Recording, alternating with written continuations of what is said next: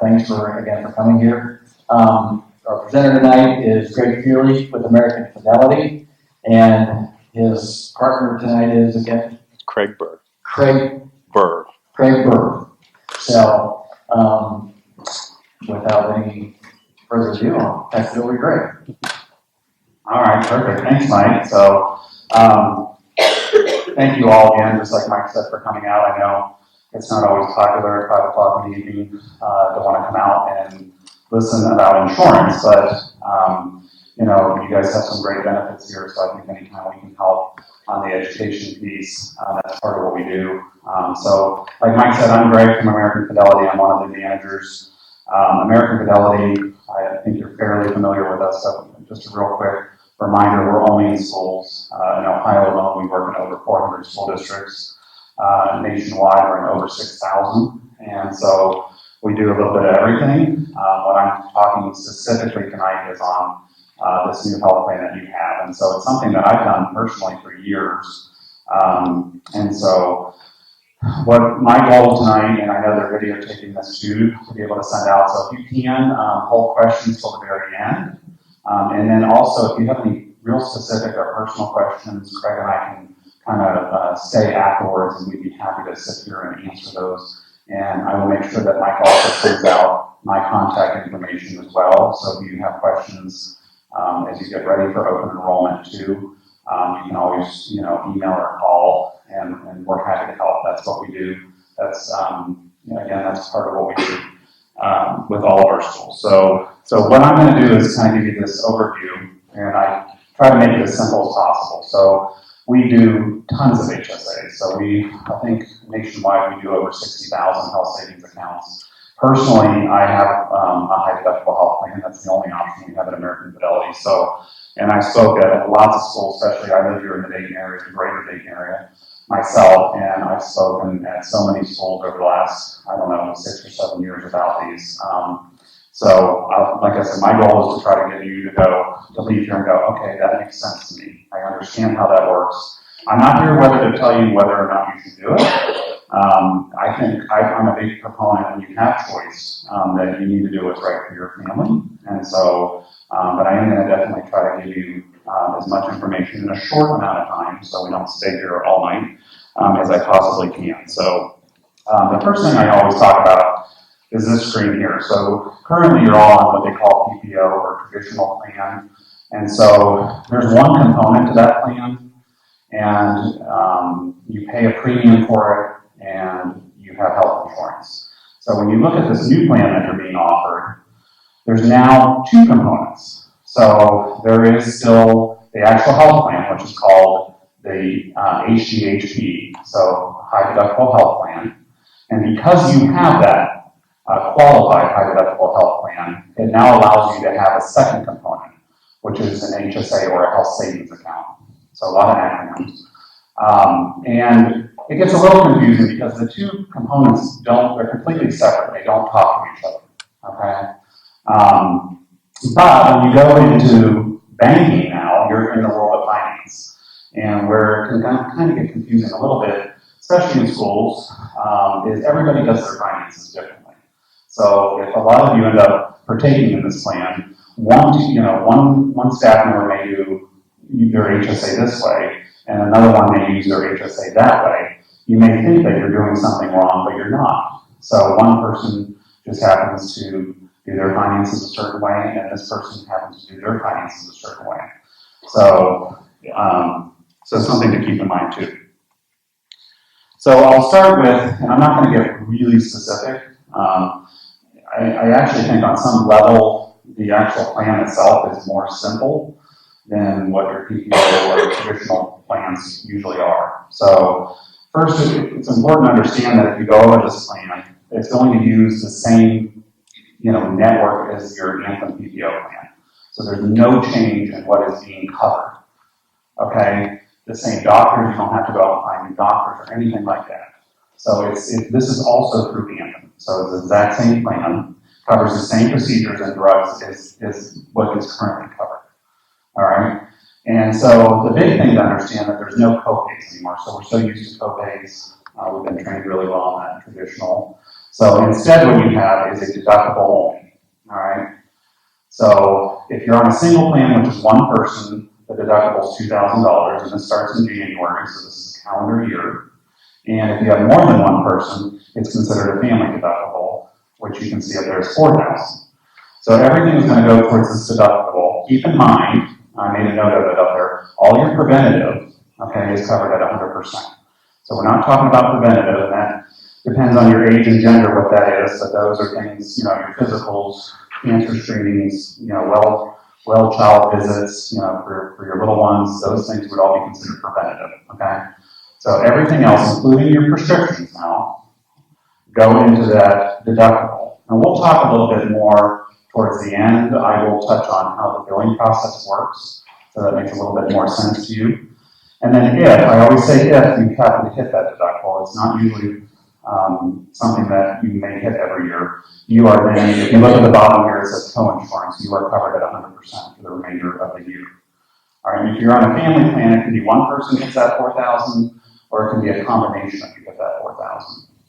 All right, so you can see on the grand scheme of things, that is your plan. So that's why I said it really can be more simple than learning all right, what's my copay here, what's my copay there. So that's the plan. All right, so now we're going to dive into the HSA, the health savings account. So I put up there the number one reason or advantage to have one of these plans actually is the health savings account. And some of you may be familiar, you may think, okay, if some of you have done the FSA, the flexible spending account, there are some similarities between the two of them, and I'll touch on that a little bit. However, they're very, very different.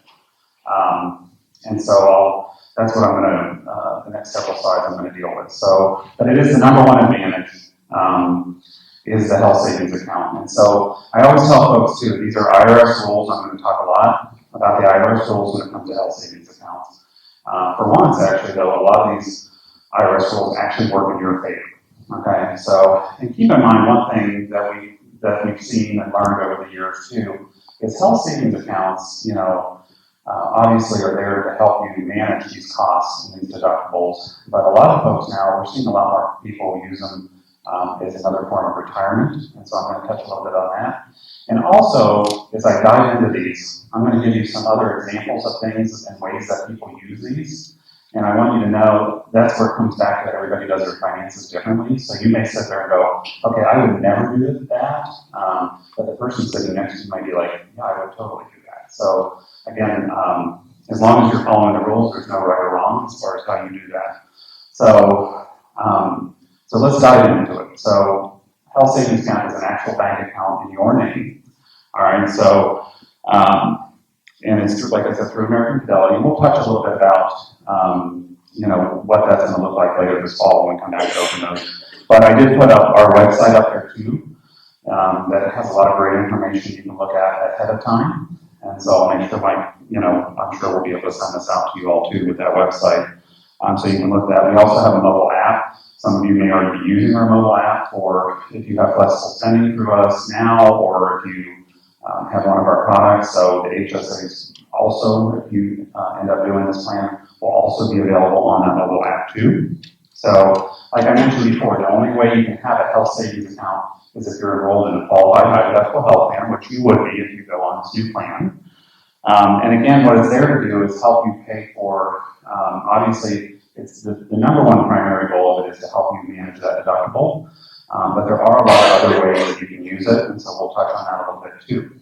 So it does earn interest. Don't get too excited. It's not real high interest. It's typical savings account interest, and it can be invested. So, which that's kind of unique too. So if you, I'm not going to go into a lot of detail today about that. If you have to carry a balance of at least $4,500 in it, then you can actually move money out of it and put it in retirement mutual funds. If you don't want to just, leave it as a savings account, which you can do. It can just be used as a savings vehicle too. And then, of course, we'll get more into this, but the reason I said it, if any of you are familiar with FSAs, those are employer-sponsored plans, so very different. These are individual bank accounts. So we'll talk a little bit more about it and understand you can never lose this money, and of course the balances roll over from year to year. All right, so funding. So this is where, especially this first year, and I know there's around 400 employees in Sydney, and there's definitely not 400 people sitting in here. So you guys are going to need to spread the word a little bit, but this is definitely worth thinking about for sure this year, because the school district has graciously is funding this first year 90% of your deductible. So that is, I've been doing this many years, that's not normal, so that's really good. Usually there are board contributions in a lot of our schools, but I know their goal is to incentivize as much as possible. So this first year, if you're on a family plan, what that means in January, they're going to go ahead and put in the full $3,600 on your behalf. Okay, if you're on a single plan, it's going to be $1,800. Again, 90%. So that is another reason. And then I know it's tiered. The second year it's going to go to 75%, and by the third year it's down to 50%. Okay, so definitely a reason to consider. So you as the employee can also put in contributions, and so you don't have to. You're not required to, but there's a lot of advantages, and we're going to talk about those too. So if you do it through payroll deduction, which is the easiest way to do it, it goes in pre-tax. So I'm going to just take a quick moment to remind you what that word means. So pre-tax, anything under Section 125 is pre-tax. And most people are in that 25 to 35% tax bracket. So I kind of go right in the middle, and I go to 30%, and you're saving approximately 30%. Okay, so if you're putting $100 of your own money into this account, it's like you're putting 70 in, but you're getting credited for 100. Okay, so, and they call it a triple tax advantage. So any money you put in is tax-free, the interest that you earn is tax-free, and then if you do decide to put it in the retirement mutual funds, any of your earnings are tax-free. So a lot of reasons through this pre-tax to think about the health savings account. So you can also put money in it on your own, so not through payroll. You can actually, we'll touch a little bit on this tonight, but you'll actually be able to link your checking or savings account to your health savings account, and you can actually transfer money out of the account anytime you want from your checking or savings account, but you can also transfer money directly into it. If you do that, then you on your taxes the following year, you will you can write that off. You don't need to itemize to do that. It's just a line item, so you still get the tax credit for it. And you can change the contributions during the year, so that's very different from FSAs. I'll be working with Mike and his team to determine how they want to move forward with that a little bit later this fall. So there is not a max on how much you accumulate over time. So if you end up doing these plans for 10, 15, 20 years, you may have balances $20,000, $30,000 or more. However, the IRS comes out every year and they say there is a maximum amount that you can contribute to these accounts. So next year in 2020, you can see for a single plan it's $3,550. And then a family plan is $7,100. All right, that does include any contributions that the board makes. See, the IRS does not care who puts money into your account. So whether it's your school or whether it's your Aunt Sally puts money in it, those are the maximum. Now, if you happen to be 55 or older, you can put in an additional $1,000 catch-up contribution. And then I always remind folks that the contributions are separate. There's still a premium. I did see Mike share with me the premium's a little bit less than the PPO, so that's pretty common on these plans too, so another thing to look at as well. We remind folks that this is separate when we're talking about the actual health savings account. And we'll touch on a little bit, because some of you may be sitting there, well, why would I max out? Why would I put max contributions in? And you may or may not, but well, again, everybody does their finances differently. We'll talk about that a little bit too. So what can you use this for? All right. If you go to our website, you can click, and there's actually 17 pages of things, I believe, that you can use it for, again, all IRS. So the most obvious thing, and I always talk to folks when you're new to these plans, it's there for your deductible, including your prescriptions. So that's the primary reason you have it, and so you want to be careful. But the great thing is the IRS says, okay, yes, you can use it for your deductible, of course, but you can. There's lots of other things that will allow you to use this tax-free money for. Two of the big ones out there, dental and vision. Obviously, dental and vision aren't going to count towards your deductible. Those are still going to be separate coverages that you have. However, if you have out-of-pocket, expenses and you want to use it, the advantage, of course, is tax-free money, so you're saving that 30%. so you can use it there. And then anything you can use, those of you who are familiar with FSAs, anything you can use your FSA for, you can use your HSA for. So even things like Band-Aids and contact lens solution, and there's, like I said, a laundry list of things you can. And then there are some unique things that you can use this for that are worth noting. So COBRA premiums, if you have to go out of COBRA, that can be very expensive. If any of you have long-term care coverage in here, you can pay a portion of it with it. Premiums, if you have to go on unemployment. Retiree health insurance, the only thing I ever mentioned there is you have to be 65, so it doesn't always pertain here in Ohio as much. Medicare Parts A, B, and D. And again, like I mentioned earlier, a lot of folks, this is another reason a lot of folks look at this as another retirement vehicle. You have 403Bs, 457s, now, okay, I have this health savings account. You know, what am I going to be able to, I'm able to build money into that account. What can I use it for? So, and definitely some things in retirement you can. So we talked a little bit about IRS rules. If you misuse it, so a big difference here too, if any of you do our FSAs, those are employer-sponsored plans. So we have to, the IRS tells us that we have to adjudicate those claims. So, those are the reasons why you get letters, and we have to get, if you're using the app, you take pictures of receipts. The health savings account, we don't do that. These are individual bank accounts. So obviously there are rules as far as what you can use it for, but we're not going to be monitoring that. The district won't. We're going to help do education, and we try to help you in every way. And I'll touch on that a little bit. Some of the other tools that we have that can help with that. But every year, if you do these accounts, you're going to get a form in January from us that you're going to turn in with your taxes. And so you are going to report on, if you put money into your HSA and you spend money. And if you get audited, I always say that I've never been, so I'm going to knock on wood, but if you get audited, and you, let's say you went out and bought a TV with that money and did not use it for a qualified expense, you do pay normal income tax on it, and then there is a 20% excise penalty, and then that is applied to it as well. So you do want to be careful how you're using these accounts, because nobody's going to be monitoring it. There are some ways we try to help in that, and I'll touch on that, but it is good to make sure that you're using it the right way. You'll notice at age 65, no penalty anymore.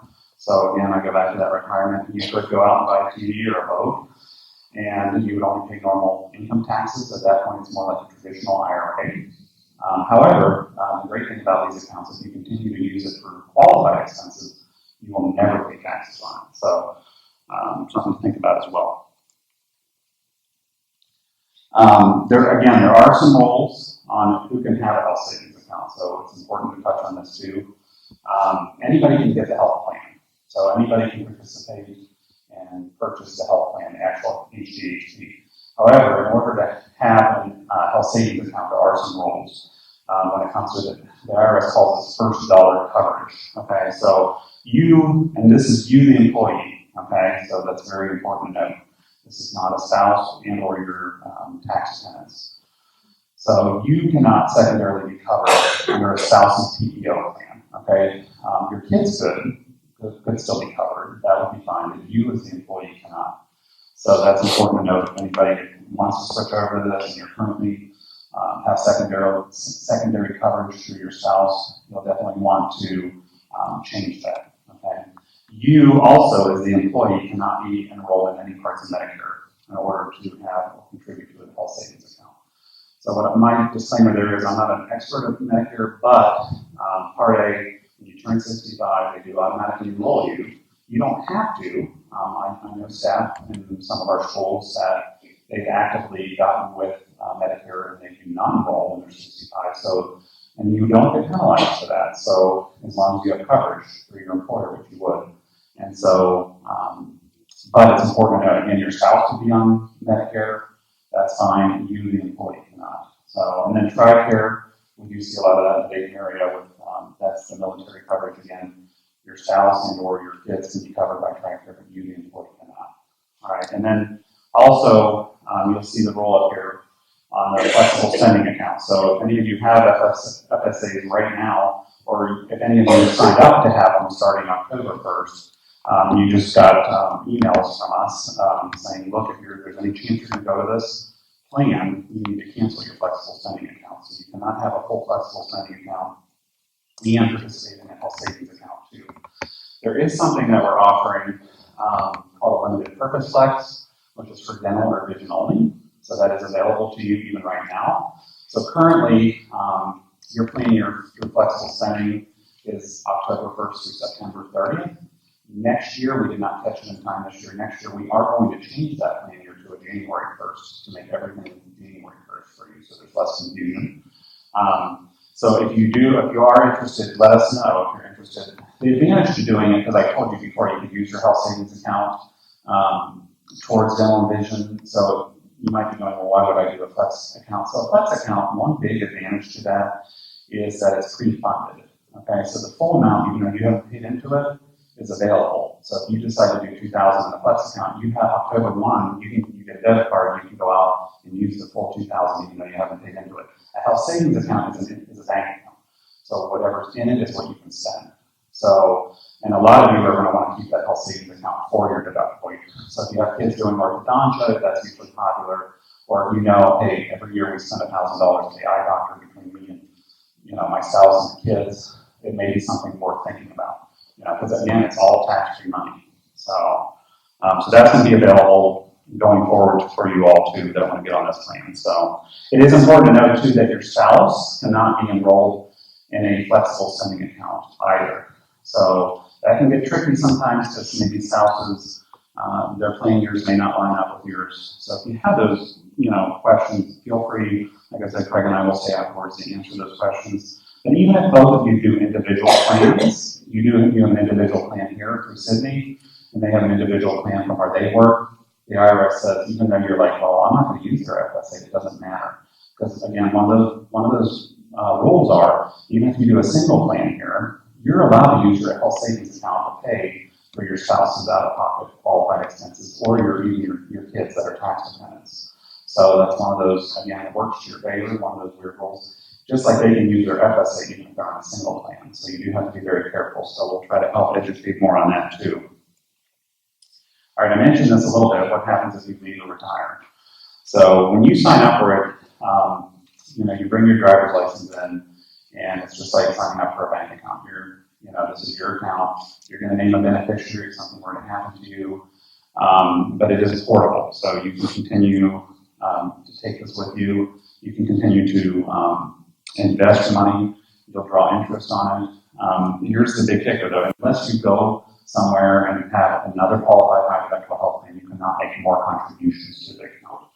So currently, certain do not have an option for a high deductible health plan, but I think in the future they may. I wouldn't be surprised, but right now they don't. So at that point, you can hold on to that money. There's lots of things you can do with it, as we've already talked about, and we'll touch on a few more.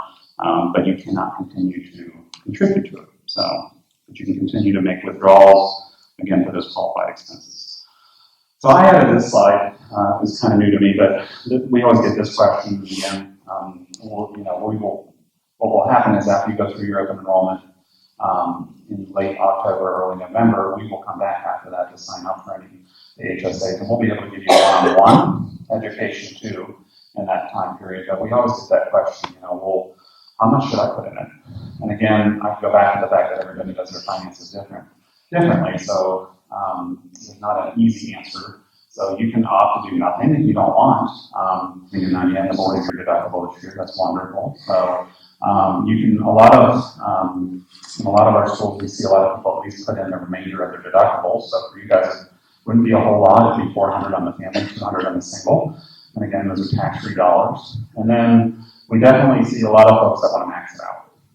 They're like, I want to max it out. Maybe you're a little bit older and you want to use this and try to put as much savings in there as possible if you're able to financially. And again, you see all the reasons we've already touched on that you're never going to lose this money. There's a lot of things you can use it for.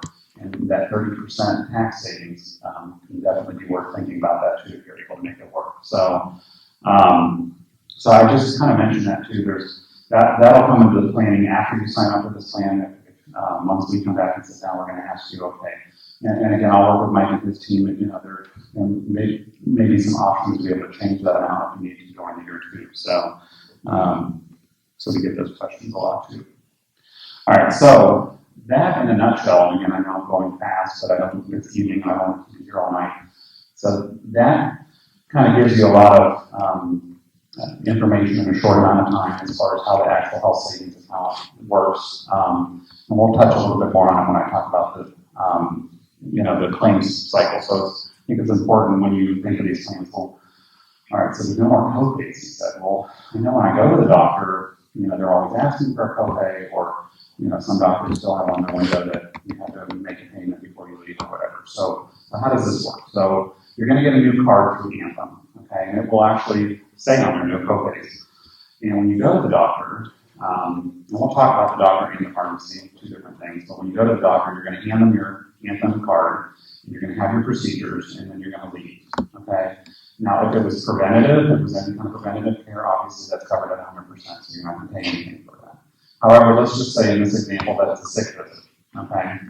Keep in mind, when we talk about billing, you are not paying the retail amount, okay? There's a negotiated rate that Anthem has with any of your providers, okay?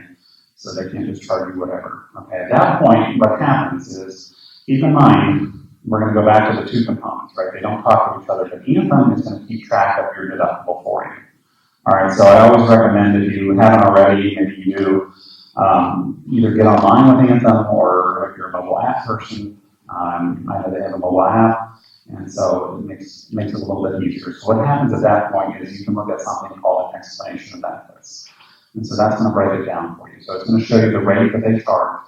There's something called a contractual write-off. All right, that's the negotiated rate that they have, and then it's going to say this is what you will owe. And let's say in this example it's $70, okay? So that's what their rate is for a sick visit. At that point, Anthem is then going to subtract that $70 off of your either $2,000 or $4,000 deductible.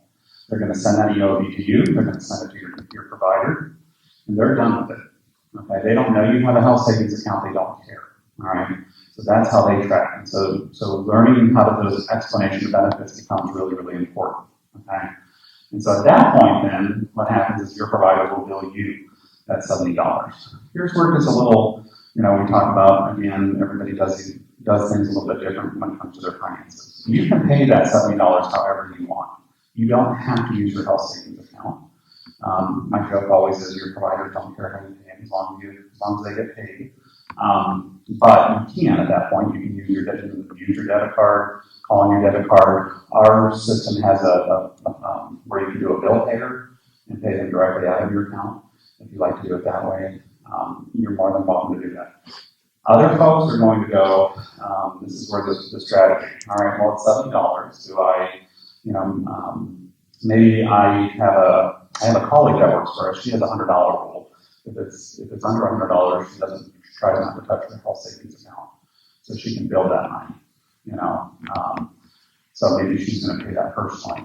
Other folks are going to, maybe they have a points credit card, like a Southwest Airlines card or something, or a Discover card, and they want to get points. So they're going to use that to pay for it. And then you are allowed, if you do that and you want, you don't have to, but you can pay yourself back anytime you want out of your account. Okay, so as a matter of fact, one again quirky rule for the IRS is there's no deadline on reimbursement. So if today I do have a high deductible health plan, if I go out and pay $300 and get new glasses and I don't use my HSA, I'm allowed to pay myself back anytime I want. It doesn't even have to be this year. It could be 2 years from now. So that's one of those weird rules. But you are allowed to do that too. So again, some of you are sitting there going, I would never do that. Some of you are like, hey, that sounds like a pretty good idea. So, it's up to you. What happens, like I said, if you do,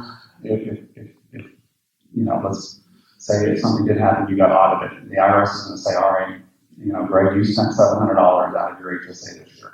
You need to show me that you had at least $700 in qualified expenses. They're not going to look to see that I can actually use my HSA. If I can go, great, yeah, I had $1,000. Here you go. Here's all my pharmacy. Here's, and they'll be like, okay, great, and then you're good to go. So it's all how you just have to prove that you have those expenses. Again, it doesn't even have to be necessarily from the same year as long as you were covered by that high deductible health plan. The other thing to keep in mind too, we get this question, especially when you're